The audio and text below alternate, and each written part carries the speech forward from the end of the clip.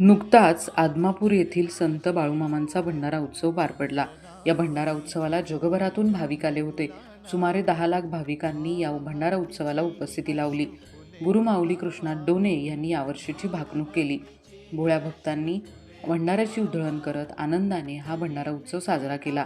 यावर्षीची भाकणूक अशी: राजकारणात मोठा गोंधळ होईल, कोरोनापेक्षा मोठा आजार येईल, 100 वर्षानंतर माणूस पृथ्वी सोडेल, देशाच्या राजकारणात गोंधळ होईल, मोठ्या नेत्यांची हत्या होईल, जातीवाद राजकारण, महाराष्ट्र कर्नाटक सीमाप्रश्न चर्चेत येईल, राष्ट्रामधले वाद वाढणं, रेल्वेची किंवा अन्य मोठ्या वाहनांची धडकाधडकी होणं असे प्रकार होईल, उन्हाळ्याचा पावसाळा होईल, कर्नाटक राज्याच्या जलाशयाला मोठं भगदाड पडेल, भारत देश संपूर्ण जगावरती राज्य करेल, समान नागरी कायदा येईल.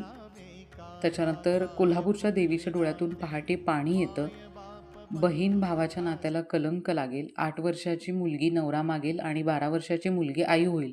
म्हणजेच काय तर तरुण पिढी वाममार्गाला लागेल, सत्य फासावरती जाईल, 35 वर्षाचं म्हातारपण असेल, राज्यात सर्व सर्व ठिकाणी गुंडांचं राज्य येईल. सत्याने वागा, सत्याने वागलात, एकमार्गी राहिलात, माझी सेवा कराल तर मेवा खाल. म्हणजे एकंदरीत तुम्ही एकमार्गी राहिलात, सेवा केलीत तर तुम्हाला जे इच्छित आहे ते फल परमेश्वर बाळूमामा देऊ शकतात. जगात अनेक देश हिंदू धर्म घेतील, संस्कृती जपतील, छत्रपती शिवाजी महाराज कुणाच्या तरी पोटी जन्माला येतील, आदमापूर प्रति पंढरपूर होईल, भंडारा सगळ्यांचा न्याय करल, धरीन धरीन सर्वांना पोटाशी धरीन. म्हणजे काय की बाळूमामांचा भंडाराच सगळ्यांचा न्याय करेल. तुम्ही सत्याने न्यायाने एकमार्गी राहिलात तर देवसुद्धा तुम्हाला पोटाशी धरेल.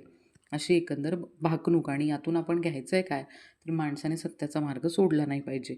माझं चॅनल सबस्क्राईब करायला विसरू नका. धन्यवाद.